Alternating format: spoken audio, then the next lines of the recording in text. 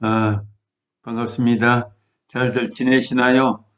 기독교 인성 과목, 오늘은 여덟 번째 과목인, 제목인 열왕기상하와 역대상하에 대해서 공부하는 시간입니다. 이스라엘의 왕국 시대에 대한 것이죠. 성경을 읽어보지 않고 또 기독교 신앙을 갖지 않는 우리 학생들은 상당히 어렵고 난해할 거라고 생각이 됩니다.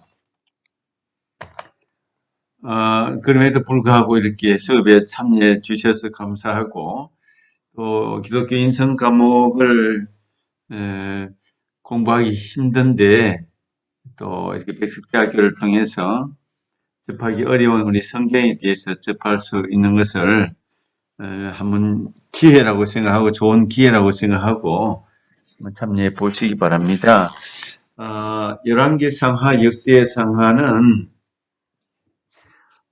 같은 이스라엘 그 왕국 시대의 이야기입니다. 열왕기 상하, 역대 상하, 상하라는 말은 양이 많기 때문에 1권, 2권으로 나누는 것이죠. 그리고 열왕기 상하와 역대 상하는 똑같은 이스라엘의 왕국 시대의 역사를 기록한 것인데 관점이 다르고 또 기록한 사람이 달라서 이렇게 같이 묶었다고 보시면 됩니다. 열왕기상하나 역대상하가 똑같이 이제 이스라엘의 왕조 시대, 왕국 시대에 대한 그런 이야기들입니다. 우리나라로 말하면 이조 시대가 있는데 이조 시대를 다른 두 분이 기록한 것이다. 이렇게 두 사람이 다른 관점에서 기록한 내용들이다. 이렇게 이해하시면 좋겠습니다.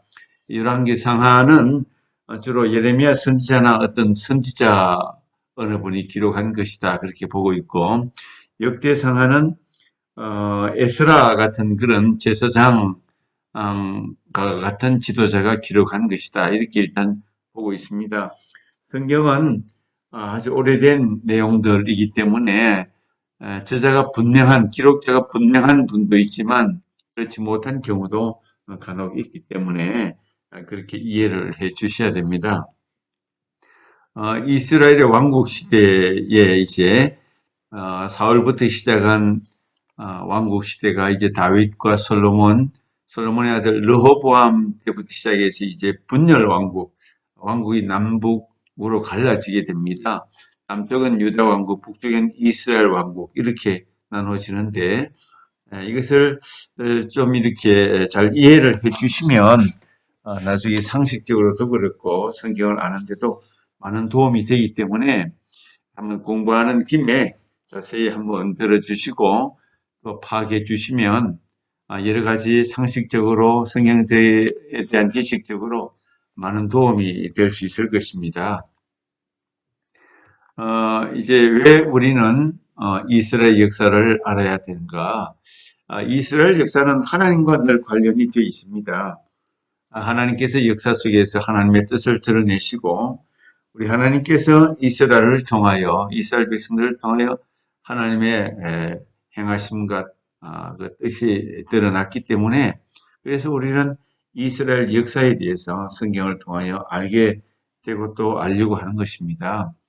역사 가운데 하나님 그분의 뜻을 이스라엘을 통해서 나타내셨다. 그렇게 이해하는 거죠.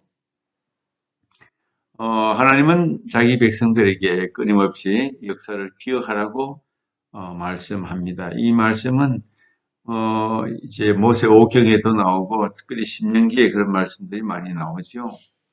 또 선지자들을 통하여 하나님은 그 모세 오경부터 시작해서 특별히 시내산에서 모세를 통하여 주신 그 율법과 계명들을 늘 기억하고 그것을 묵상하고 그 말씀대로 살아가라는 것을 끊임없이 그 백성들에게 말씀하시는 하나님이셨습니다. 하나님은 자기 백성들에게 하나님의 나라의 역사, 이스라엘 역사를 기억하고 또 그것을 교훈으로 삼도록 늘 말씀해 주신 거죠. 역사에 대한 기억은 우리 신자들, 믿는 믿음의 사람, 신자들의 생활 속에 중요한 그런 교훈이 됩니다. 중요한 그런 활동으로도 나타나기도 합니다. 그래서 열왕기 상하, 역대 상하, 양이 조금 많은 편이죠. 그러나 똑같이 이스라엘의 왕조 역사에 대한 것이다 라고 먼저 이해하시고 400년에 걸친 왕들에 대한 역사 기록이다.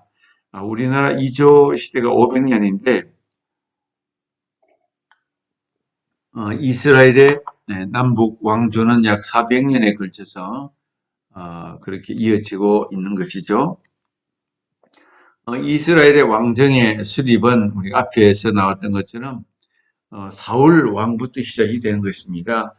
선지자 사무엘이 하나님의 명령에 의해서 사울을 기름 붓고 왕으로 초대 왕으로 세우게 되죠. 그것은 백성들이 자기들도 이스라엘 백성들이 이웃의 블레셋이나 다른 민족 부족들을 보면서 우리도 왕이 있어야 되겠다. 하나님 우리에게도 왕을 세워 주십시오. 이렇게 요청을 했기 때문에 하나님께서 그렇게 허락을 하신 것입니다.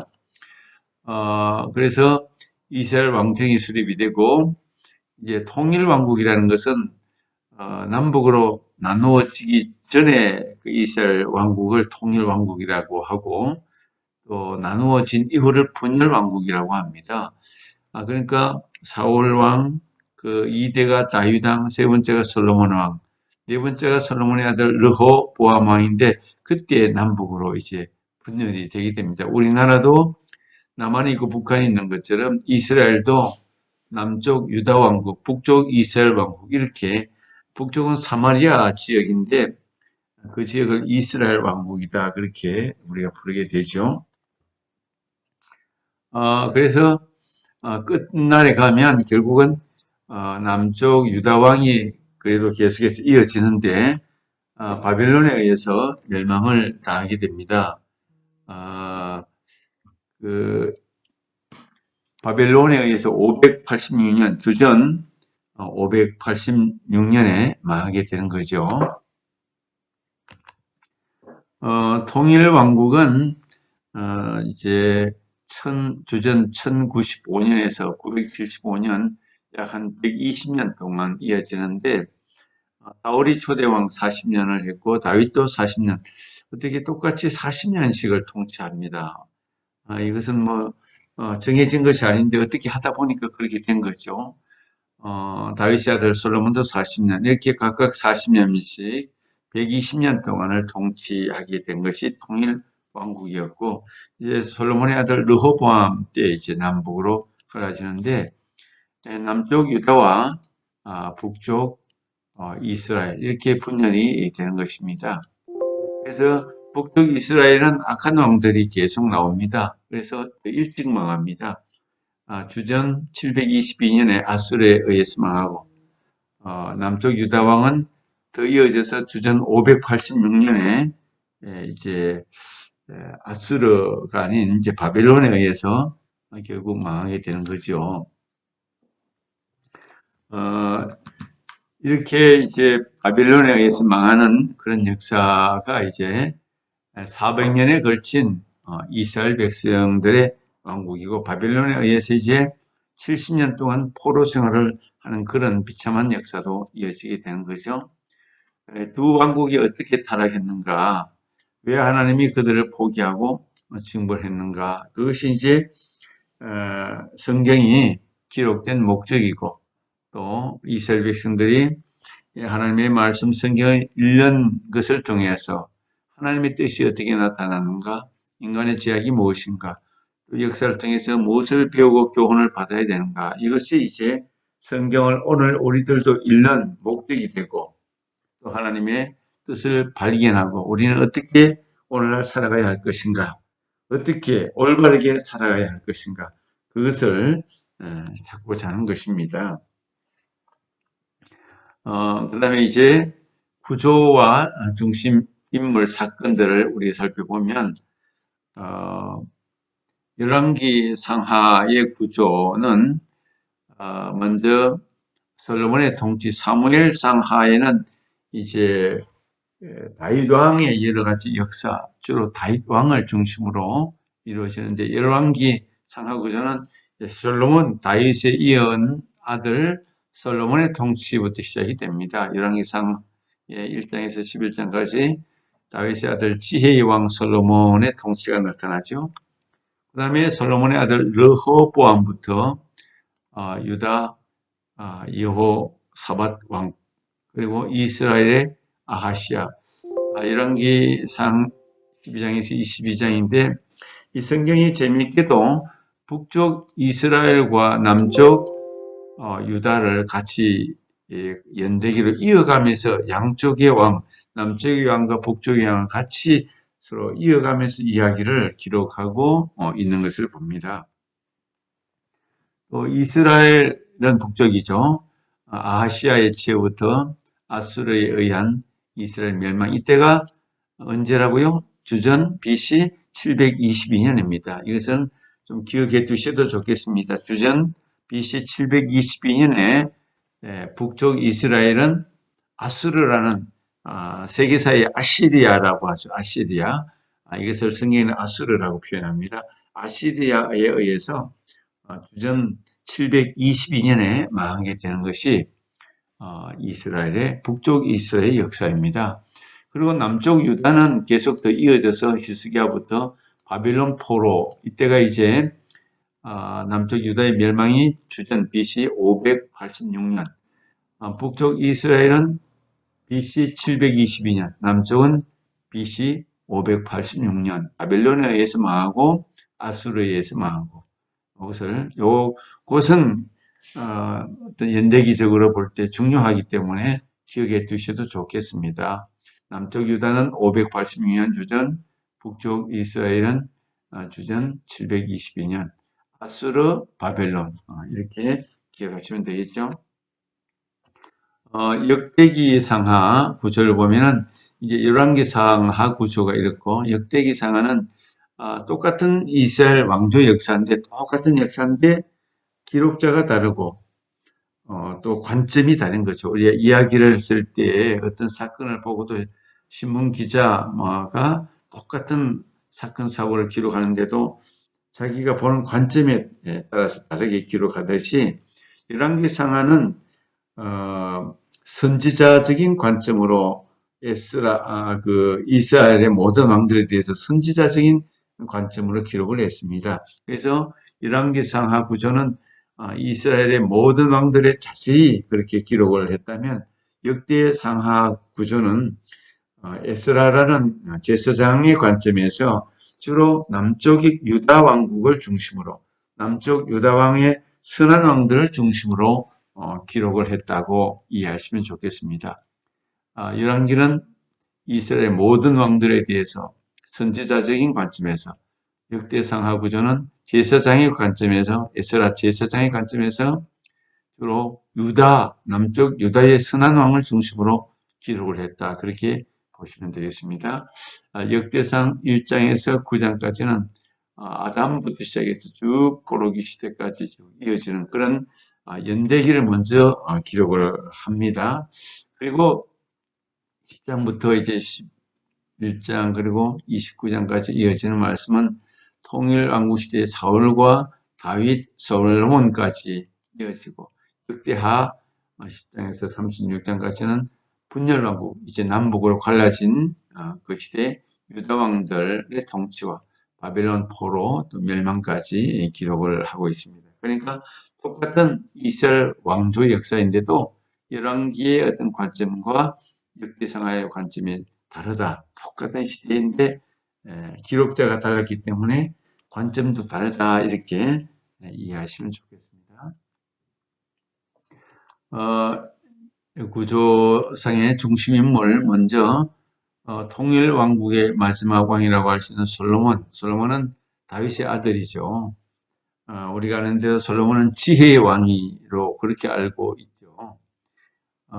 그가 이제 왕이 된 다음에 정치적인 숙청을 먼저 행합니다. 자기 형 아도니아가 왕이 되려고 그렇게 도모를 했기 때문에 그를 지지한 인물들을 숙청을 하게 되죠. 어느 왕조든지 어느 나라 어느 역사든지 어떤 왕에 대해서 도전을 하고 또 혁명을 하고 하는 데 있어서 이 숙청 작업이 꼭 일어나는 것을 볼 수가 있습니다. 그 다음에 솔로몬은 기브온이라는 산당, 산에 있는 아직 성전이 만들어지기 전이었기 때문에 산당에서 1000번째 마리의 제물을 주님 앞에 하나님 앞에 올려드리는 그런 제사를 구약식으로 드리는 거죠. 그러면서 하나님께서 그에게 무엇을 원하느냐 이렇게 하나님이 꿈에 솔로몬에게 나타나셔서 이렇게 1000번째 제사를 드리며 하나님 앞에 정성을 다 하고 마음을 다 드리니까 하나님께서 꿈에 네가 무엇을 원하느냐 이렇게 물으셨습니다. 그때 솔로몬은 이 백성들을 다스릴 수 있는 지혜와 지식을 주십시오 이렇게 구하니까 하나님께서 지혜와 지식도 주시고 또 부와 영광도 주셨다. 성경은 그렇게 기록하고 있죠. 그리고 하나님으로부터 받은 분별력 있고 지적인 그런 왕이 되죠.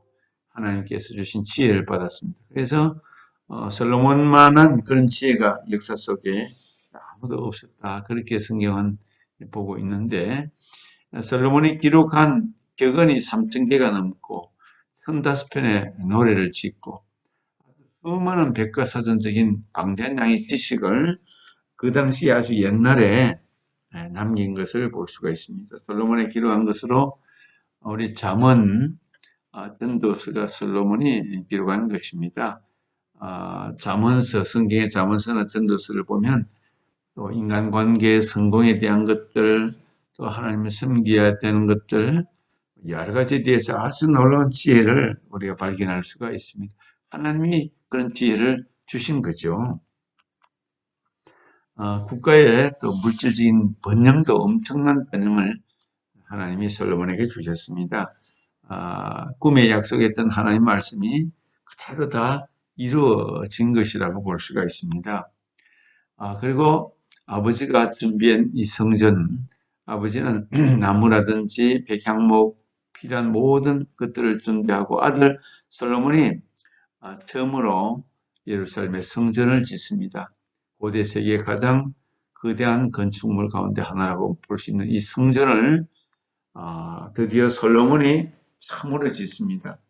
요즘에 뭐 교회하고는 관점이 좀 다르지만 구약의 하나님을 섬기는 제사 드리는 거룩한 성전을 솔로몬이 처음으로 짓게 되는 것입니다. 물론 나중에 외세의 침략을 받아서 파괴되기도 하지만 어쨌든 처음으로 다윗이 기도해서 준비하고 그 아들 솔로몬이 성전을 7년 또 왕궁 13년 해서 20년 동안 성전을 그렇게 짓게 되는 거죠. 열왕기에 여러 이제 이름 제목들이 원래 불리던 이름이 열왕기, 열왕이란 말은 여러 많은 왕들이라는 그런 뜻이죠. 여러 많은 왕들에 대한 기록, 열왕기, 열왕들 이런 제목이었는데 70인 성경에서 상하 2권으로 양이 많다 보니까 나누게 된 것입니다. 후기에 이렇게 성경을 상권, 하권으로 나누었다는 것입니다. 바벨론 포로 시대에 유다의 마지막 왕인 여호야긴 사후에 이것이 기록이 됐다. 그렇게 이제 보고 있습니다. 이스라엘에게 아직도 희망은 남아 있다고 믿었고 지난 역사를 통해서 교훈이 필요한 것을 이 열왕기 성경을 통해서 깨닫게 해주고 있습니다. 그래서 우리는 심각한 잘못을 범했지만 그러나 다시 역사를 돌아보면서 교훈을 받자 그런 의미가 열왕기서에 담겨 있다는 것입니다. 또 역대기 상하가 있죠. 이게 원제목은 그때 있었던 말씀, 그 가운데 빠진 것들, 뭐 이런 의미가 담겨 있습니다. 역대기 속에. 역대기는 4세기 라틴어 성경 번역자인 제롬 시대부터 사용된 이름이었다. 이렇게 알려지고 있고요. 기록 연대는 한 BC 400년에서 200년 사이가 아니겠는가 그렇게 분석하고 파악하고 있습니다. 역대기의 내용은 하나님께서 우리와 함께 하실 것인가, 다윗에게도 함께 했던 하나님의 약속을 우리가 기억하고 희망을 가지자. 이때 이제 바벨론 포로 시대가 되고 유다가 멸망했기 때문에 이 멸망한 백성이 새로운 소망을 갖기 위해서 이렇게 성경을 기록하고 역사를 기록하면서 하나님의 말씀들을 모아서 교훈을 삼고 다시 소망을 가지자. 막 그런 의미로 역대기에 하나님 말씀이 나타나 있는 거죠. 이 역사의 어떤 지도상에서 그들의 어떤 땅을 차지했는가 보니까 주전 10세기경 다윗 왕궁에서 다윗 왕국으로 볼 때는 여기까지 이렇게 차지했고 북쪽 이스라엘은 여기까지 이렇게 차지했다고 볼 수가 있습니다. 그러나 이제 8세기 중葉까지 가면 최대로 넓혀진 지역이 북쪽 이스라엘은 이 정도까지 갔었고 남쪽 유다는 하여튼 여기 밑에 지역까지 넓혀졌다 그렇게 볼 수가 있습니다. 그 다음에 열왕기와 역대기의 기록 목적에 대해서 잠깐 보면 첫 번째로 이스라엘이 저지른 잘못들 왕들이 선한 왕들이 별로 없었습니다. 거의 다 악한 왕들이 많이 일어납니다. 남쪽 유다에 불과 몇 명 정도의 왕들이 선한 왕이었고 나머지는 다 악한 왕이고 북쪽의 이스라엘 땅은 분열왕국에서 북쪽의 왕들은 선한 왕이 한 사람도 없었습니다. 이런 상황에서 하나님의 진노와 징계를 알게 하는 것. 저울에 달아오는 척도 하나님의 말씀은 인간의 행실에 대해서 저울과 같은 역할을 하는 것입니다. 옳고 그름을 분별하는 거죠. 하나님의 명령에 순종하느냐 안 하느냐 이것을 이제 깨닫게 해주는데 하나님이 정하신 성막, 성전을 예배지로 생각했는가 아니면 이방 종교들이 섬기는 곳을 아무렇게나 아무 장소에서나 섬기려고 했는가 이것이 하나님께 대한 순종의 여부로 그런 판단 기준이 된 것입니다. 두 번째로 이스라엘의 실수에 대해서 무서운 징벌을 하나님이 내리셨지만 그러나 백성들이 회개하면 하나님의 용서를 언제든지 베푸시는 본으로 성경은 가르치고 교훈하고 있습니다. 세 번째로 왕국 역사 속에서 하나님의 약속들이 있어왔고 그 이루어짐을 보며 하나님께서 자신 이스라엘 백성들에게 행하셨던 약속들 중에 아직도 남아있는 약속들을 살펴보면서 우리가 하나님께로 돌아와야 된다. 하나님을 잘 섬겨야 된다. 이런 말씀이 열왕기서와 역대서에 기록이 되어 있습니다. 다윗에게 준 하나님의 약속의 근간을 보면서 이스라엘 백성들이 장래에 소망을 갖게 하는 것이 기록 목적이다. 소망을 성경은 언제나 인간에게 소망을 주는 것이죠. 가장 지혜로웠던 왕이 솔로몬인데 그 왕도 처음에는 지혜롭게 하나님을 잘 섬기는 것 같았지만 인간의 부귀영화가 있으니까 물질이 풍요로우니까 하나님을 떠나고 우상을 섬기게 되었습니다. 지혜롭지 못한 인생의 말로 솔로몬에 대한 이야기입니다. 왕이 지켜야 할 율법을 신명기에서 왕은 병마를 많이 두지 말고 또 백성들이 애굽으로 돌아가게 하지 말고 또 아내를 많이 두지 말고 마음이 미혹되지 말고 은금을 많이 쌓지 말고 이런 말씀이 신명기에 있습니다. 왕은 이렇게 재물이나 병마나 또 아내 이런 것을 많이 두면 분명히 타락한다는 말씀이 신명기에 나오고 있습니다.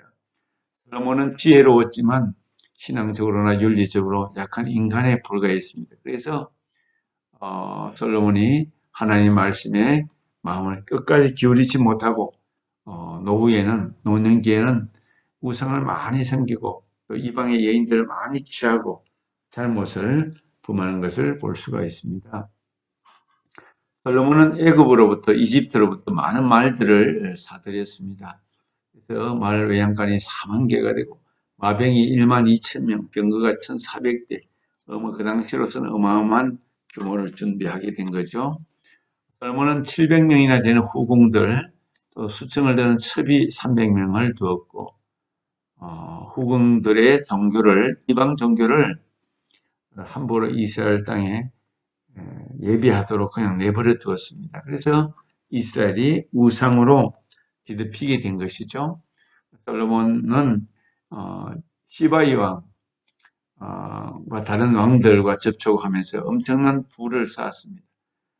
세금을 많이 받고 금 666달란트, 22,680kg이죠. 이런 것을 거둬들이고 백성들의 강제 노역을 부과해서 대규모 토목공사, 건축 프로젝트를 행함으로 많은 불만을 백성들에게 가지게 만들었습니다. 또 정치적인 불안 요소로 강제 노역에 대해서 백성들로 하여금 이렇게 강제 노역을 오래 시킴으로 인해서 백성들이 농사도 못 짓고 어려운 불만, 불평을 할 수밖에 없도록 만들었습니다. 그리고 남북 간의 긴장, 에브라임 지파 출신의 관리 여로보암이 반란을 일으키게 되고 결국은 솔로몬의 아들 르호보암이 등장하자마자 이런 불만들이 쌓여서 국가가 분열되는 결과를 초래하게 된 것입니다. 하나님의 지혜, 신적인 지혜를 주신 하나님과 상호작용을 통해서 성장해야 되는데 솔로몬은 그렇게 하지 못했습니다. 관계가 삐뚤어지고 하나님과 물질이 부유해지고 자기 영광이 많아지니까 하나님을 잘 찾지 못하게 되는 거죠.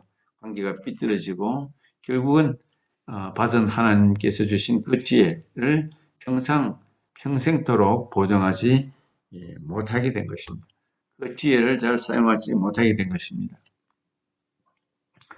하나님이 다윗에게 주신 예언은 네가 만일 죄를 범하면 내가 사람의 매와 인생의 채찍으로 징계하겠다. 이게 하나님께서 주신 말씀인데 솔로몬은 끝까지 자기의 어떤 믿음, 신앙, 하나님과의 관계를 잘 유지하지 못한 어리석음, 연약함이 있었다고 볼 수 있는 거죠. 그래서 시작부터 끝까지 우상 숭배한 왕들, 왕국의 말로 몇몇 왕 외에 왕들이 다 우상 숭배를 많이 했습니다. 250년 동안 두 왕국이 가진 관계를 중심으로 보면 첫 번째로 유다의 르호보암에서 아사왕까지 또 북쪽에는 이스라엘의 여로보암에서 오므리까지 57년 동안은 남북이 적대 관계로 보내게 됩니다. 그래서 오므리 왕은 북쪽 왕인 존재 중앙 집권화된 국가를 이루고 수도를 사마리아, 북쪽 수도는 사마리아, 남쪽은 유다 땅은 예루살렘이었습니다. 남북이 이렇게 적대 관계가 있었죠. 79년 동안 호의적인 관계도 있었습니다. 남쪽 유다의 여호사밧의 아들 여호람과 북쪽의 이스라엘의 아합의 딸 아달랴가 결혼을 함으로 정략 결혼을 함으로 또 평화로운 그런 때도 있었습니다. 또 118년 동안 서로 반목하는 시기 유다왕 아마사부터 히스기야까지 이스라엘 북쪽은 요아스로부터 호세아까지 두 왕국은 20명씩의 왕들이 통치를 하게 됩니다. 남북 왕조가 똑같이. 그래서 남쪽 유다는 다윗 왕조 하나의 가문에서 385년간 유지되었지만 북쪽 이스라엘은 250년 동안 7명의 왕들이 암살당하고 또 암살자가 권력을 차지하는 혼란의 땅이 북쪽 왕조가 되었습니다. 그리고 이스라엘 250년 여호수아가 12지파 여호수아는 이제 사사기 앞선 시대죠. 땅을 분배해 준 장소이기 때문에 르호보암 왕이 이스라엘 대표단과 협상을 벌였던 곳이 이제 세겜 땅입니다. 이 세겜 땅에서 이스라엘 첫 왕은 여로보암이 시작이 됩니다. 그러니까 북쪽 왕은 첫 왕이 여로보암이고 남쪽의 왕은 이제 르호보암, 아사 이렇게 이어지게 되는 거죠. 이 여로보암 북쪽의 왕들은 계속 우상을 많이 섬겼습니다. 베델과 단의 성지를 세우고 자기들 마음대로 성지를 세우고 우상을 섬겼습니다. 그래서 하나님의 진노를 많이 받고 일찍 망하게 되죠. 이런 가나안 애굽의 황소, 힘과 다산의 상징이며 이런 우상을 금송아지 우상을 많이 섬기고 하나님을 섬긴다고 이름을 붙이지만 제사장도 레위인이 아닌 일반 백성들 세우면 안 되는데 제사장을 레위인만 세워야 되는데 하나님의 명령에 따라서 일반인으로 이렇게 제사장을 세우기도 했습니다. 우상을 숭배한 첫왕 여로보암의 죄악에서 벗어나지 못함으로 이스라엘 왕들은 모두 악한 왕들이 될 수밖에 없었다는 것이죠. 유다보다 더 전략적인 위치를 가지고 있는 사마리아 북쪽, 경제적으로 문화적으로 더 큰 왕국을 만들 수도 있었는데 영적으로는 엄청나게 부패하고 결국은 주전 722년 아수르군에 의해서 이 북쪽 사마리아 이스라엘은 멸망하게 되는 것입니다. 남쪽 유다는 385년 기간 동안 이어지는데 북쪽 이스라엘이 망한 후에 남쪽 유다 왕국은 135년 동안 더 유지가 됩니다. 그래서 토탈 385년이죠. 우상 숭배로부터 돌이키도록 히스기야와 요시야 시대에 두 번에 아주 걸쳐서 종교 교육을 크게 하지만 성공을 거두는 듯 했지만 그러나 백성들의 깊은 회개가 없어서 계속해서 다시 우상을 섬기고 타락합니다. 그래서 유다의 멸망은 주전 586년 바벨론에 의해서 성이 포위가 되고 바벨론의 많은 사람들이 포로로 잡혀가고 성전의 귀한 것들이 다 빼앗기게 되죠. 남쪽 유다 왕국은 주전 586년, 북쪽 이스라엘은 주전 722년 아수르에 의해서 망한다고 했죠. 유다가 망하고 예루살렘의 폐허가 된 원인은 먼저 망한 북쪽의 이스라엘로부터 제대로 교훈을 배우지 못하고 하나님을 바르게 섬기지 못해서 남쪽 유다도 망하게 되었습니다. 순종하는 자에게 상을, 불순종하는 자에게는 징벌을 내리는 것이 하나님의 계명이었습니다. 그래서 역대기는 하나님 백성들이 어느 정도 하나님을 경외하며 살았는가를 잘 보여주고 있습니다. 경건한 자에 대한 하나님의 보상, 형통과 번영, 대형 건축물들, 자손의 번성, 백성들의 지지, 강한 군대, 전선과 전리품들 이런 것들을 많이 하나님께서 주셨습니다. 다윗이 아주 참 경건한 자의 표준으로 아주 최고의 왕이 다윗이라고 볼 수가 있습니다. 그리고 아사왕도 좀 선한 왕이었습니다. 하나님 보시기에 선과 정의를 행하며 온 나라의 우상을 제거했을 때 평안과 번영, 형통을 누렸다. 그렇게 볼 수가 있는 거죠. 불신과 불순종에 대한 벌, 외세 침략과 폐전, 포로, 백성들의 냉담, 가뭄과 기근, 자연재해, 지위상실, 질병, 전염병, 죽음, 성전 파괴, 이런 것들이 오게 됩니다. 하나님을 버리면 이런 엄청난 질병과 전쟁, 자연재해 이런 것을 만나죠. 르호보암도 그랬고 여로보암 북쪽 왕이죠. 요아스, 네. 그리고 우시야 이런 왕들이 대표적으로 악한 왕들입니다. 이럴 때 우시야 왕은 교만해서 나병 환자가 되었고 요아스도 성전에서 선지자를 돌로 쳐 죽게 했고 여로보암도 아주 우상을 많이 섬긴 악한 북쪽의 왕입니다. 르호보암 때 이제 남북이 갈라지게 되죠. 이처럼 불순종한 왕들 때 여러 가지 많은 재난과 어려움을 만나게 되죠.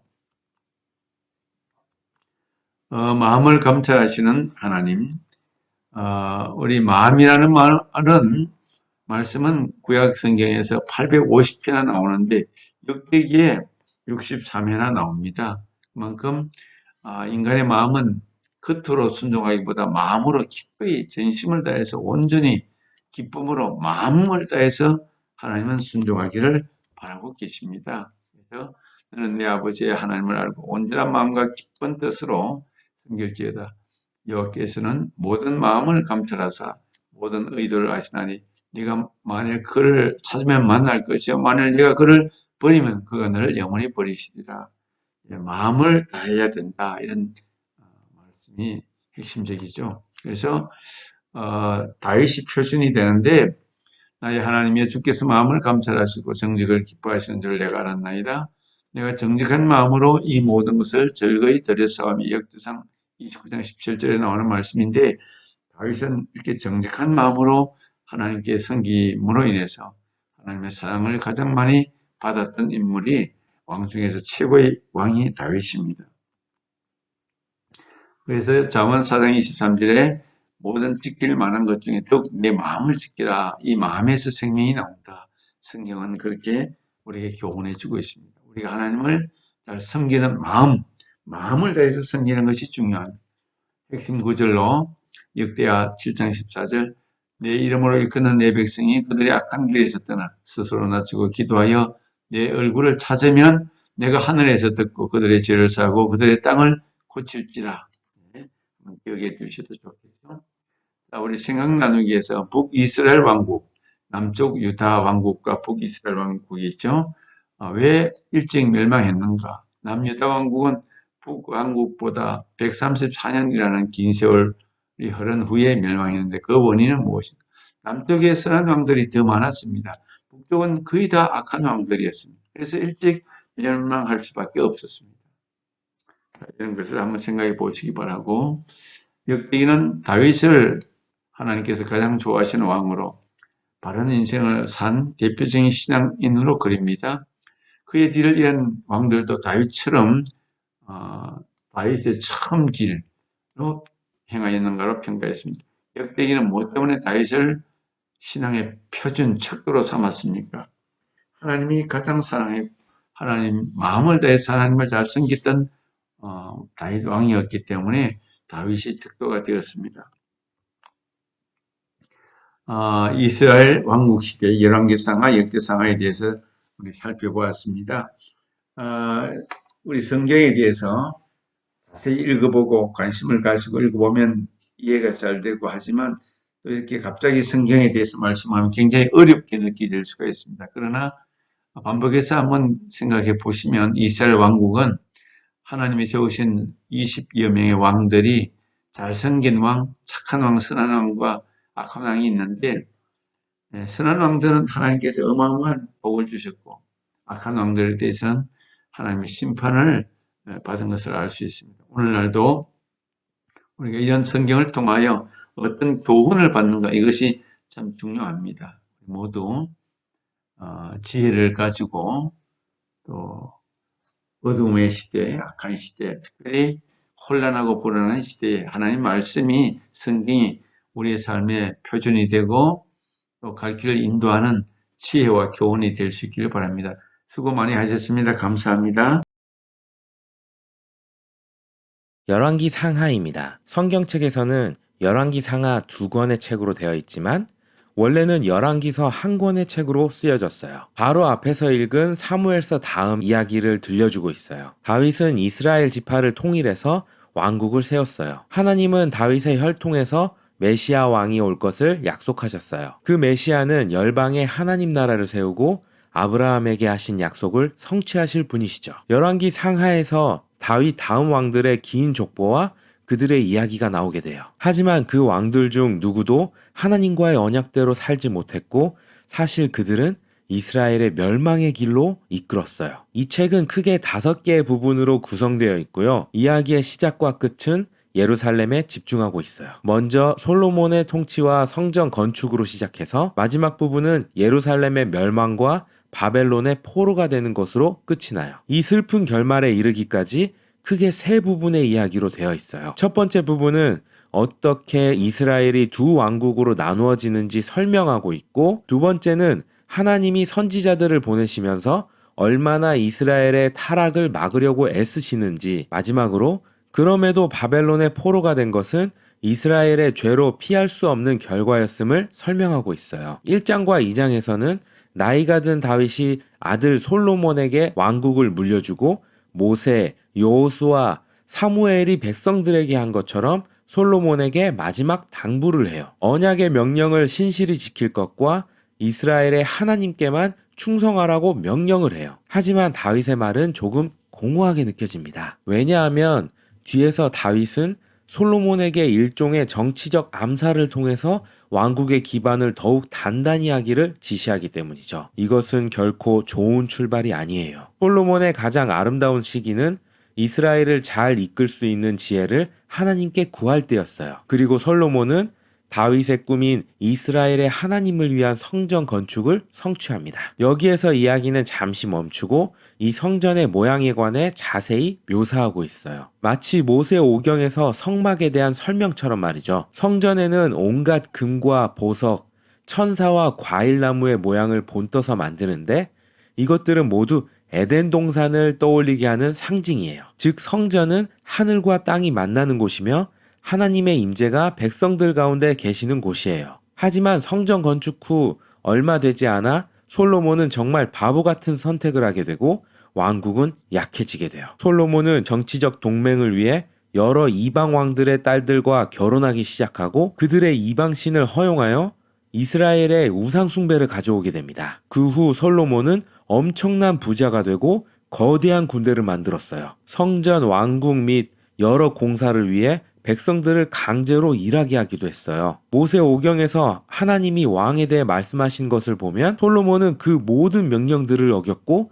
죽는 날까지 그렇게 했어요. 신명기 17장을 읽어보세요. 솔로몬은 확실히 그의 아버지 다윗보다는 이집트의 바로를 더 닮은 것 같아요. 그 다음 부분은 솔로몬의 아들 르호보암으로 시작하는데 그 역시 솔로몬처럼 행했어요. 권력을 향한 탐욕과 욕망의 슬픈 이야기예요. 르호보암은 백성들에게서 세금을 더 거두어 드리려고 했어요. 그러나 여로보암이 통치하고 있던 북쪽의 지파들은 이 명령을 거절하고 르호보암을 반역해서 남유다로부터 독립된 왕국을 건설해요. 이제 다음 이야기를 보면 예루살렘을 중심으로 나뉘어져서 새로운 왕국이 세워집니다.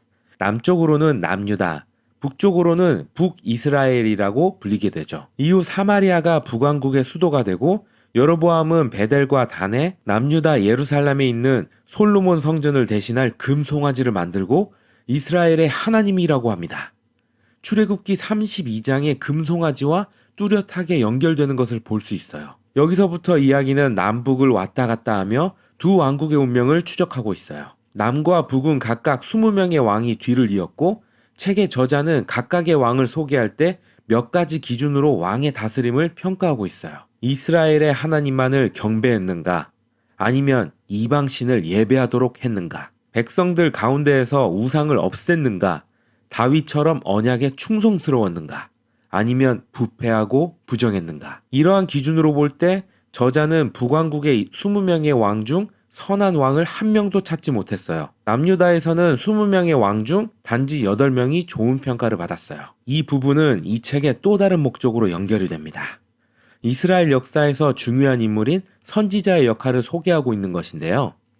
성경에서의 선지자들은 미래를 점치는 점쟁이가 아니에요. 선지자는 하나님을 대신하여 말하며 백성들이 언약을 지키는지 감시하는 역할을 했고요. 그리고 왕과 백성들에게 우상 숭배와 악함을 지적하는 역할을 했습니다. 또한 그들은 계속해서 이스라엘이 열방에게 빛이 되어야 함을 상기시키고 율법의 명령에 순종해야 한다고 선포했어요. 선지자들은 이스라엘이 회개하고 하나님을 따르도록 했어요. 열왕기의 중심 부분에서 하나님은 선지자들을 불러 그들에게 책임을 줍니다. 북이스라엘에서 가장 눈에 띄는 선지자는 엘리야와 그의 제자 엘리사예요. 여기가 이 책의 중심 부분이에요. 엘리야는 사막에서 살던 선지자였어요. 엘리야는 북이스라엘의 아합 왕과 그의 아내 이세벨과 대결합니다. 아합과 이세벨은 가나안의 신 바알을 예배하기 위해 이스라엘에 제단을 쌓았어요. 우리가 잘 아는 이야기인데요. 엘리야는 450명의 바알의 선지자들에게 누구의 신이 진짜인지를 알아내기 위해서 대결을 펼치자고 합니다. 그래서 양측은 모두 각각 제단을 쌓고 각자의 신에게 기도했어요. 그러나 이스라엘의 하나님만이 불로써 응답하셨어요. 이후 아합은 그의 왕권을 이용해 이스라엘 농부 나봇을 살해하고 그의 포도원을 훔쳤어요. 그래서 엘리야는 또다시 아합의 죄악에 맞서고 아합 가문의 멸망을 선포하게 됩니다. 마침내 엘리야는 선지자적 권위를 상징하는 자신의 겉옷을 어린 제자 엘리사에게 물려주어요. 엘리사는 이때 엘리야에게 2배의 능력을 구해요. 재미있는 것은 이 책의 저자는 엘리야에 대한 7개의 기적을 기록하고 엘리사에 대해서는 엘리야의 2배인 14개의 기적을 기록하고 있다는 것이에요. 이 두 선지자는 성경에서 정말 주목할 만한 인물로 우상 숭배와 불의를 일삼는 왕들에게 경고하는 똑같은 역할을 감당했어요. 그러나 결과적으로 이스라엘을 우상숭배에서 돌이키게 하는 데는 성공하지 못했어요. 다음 부분에서 예후가 이끈 피해 혁명으로 인해 북이스라엘은 흔들리게 돼요. 예후는 아합의 집안을 모두 멸합니다. 처음에는 하나님의 명령에 의한 것이었지만 예후는 더욱 난폭해져서 암살과 반역이라는 혼란을 가져왔어요. 북왕국 이스라엘은 반란과 싸움이 끊이질 않았어요. 예후와 이후의 왕들은 이방신을 섬기며 끔찍한 악행을 저질렀고 마침내 열왕기하 17장으로 이어져요. 이제 거대한 아수르 제국은 북이스라엘을 침략하며 정복해요. 수도 사마리아는 함락되었고 이스라엘 백성들은 포로로 아수르에 끌려가고 흩어지게 되었죠. 17장은 매우 중요해요. 저자는 여기에서 이야기를 멈추고 일어난 일에 대해 선지자적 묵상을 보여주어요. 북이스라엘의 멸망의 원인은 이스라엘 백성들과 왕들이 우상숭배, 불의 언약을 신실하게 지키지 않은 결과라고 꾸짖습니다. 하나님은 그들의 악행에 대한 결과를 그들이 맞이하도록 허락하셨던 것이에요. 이 책의 마지막 부분은 홀로 남겨진 남유다에 대한 이야기예요. 여기에서 우리는 히스기야 왕 같은 영웅들을 만날 수 있어요. 그는 아수르 군대가 예루살렘을 침략했을 때 하나님만을 의지했던 왕이에요. 또한 요시야 왕도 등장하는데 그는 성전에서 잃어버린 율법책을 발견해서 그것을 읽기 시작하고 회개해요. 그래서 가나안 영향력 아래에 있던 모든 우상을 없애는 종교 개혁을 시작하게 돼요. 하지만 남유다는 이미 너무 하나님과 멀어져 있었어요. 이 두 왕 사이에 므낫세가 있었어요. 그는 가장 최악의 왕으로 예루살렘 성전에 우상을 세울 뿐 아니라 아이를 제물로 바치는 악행을 저지릅니다. 하나님은 선지자들을 통해 유다의 멸망을 말씀하시고 더 이상 돌이킬 수 없게 되었죠. 마지막 24장, 25장은 바벨론 제국이 예루살렘을 침입해 성전을 파괴하는 것과 백성들과 다윗 왕족들이 바벨론의 포로로 끌려가는 모습을 묘사합니다. 열왕기의 마지막 이야기는 이런 의문을 들게 해요. 하나님은 이스라엘 민족과 다윗의 가문을 버리신 걸까요? 마지막 부분은 포로 기간 40년 후를 보여주어요. 정말 이상한 이야기 같은데요. 다윗의 후손 여호와긴에 관한 것으로 그는 예루살렘에서 유다의 왕이었던 사람이죠. 바벨론 왕은 그를 감옥에서 풀어주고 남은 생애 동안 왕의 식탁에서 먹도록 초대하면서 끝을 맺습니다. 이 이야기는 작은 한 줄기의 희망의 빛을 던져주어요. 하나님께서 다윗의 가문을 버리시지 않았다는 것이죠. 우리의 질문은 아브라함에서 다윗으로 하나님의 약속이 어떻게 이루어졌는가? 과연 하나님께서 열방을 축복하시고 하나님의 나라가 올 것인가에 관한 것일 텐데요. 그 대답은 앞으로 지혜서와 선지서를 읽으며 찾을 수 있을 것이에요. 여기까지가 열왕기 상하였습니다.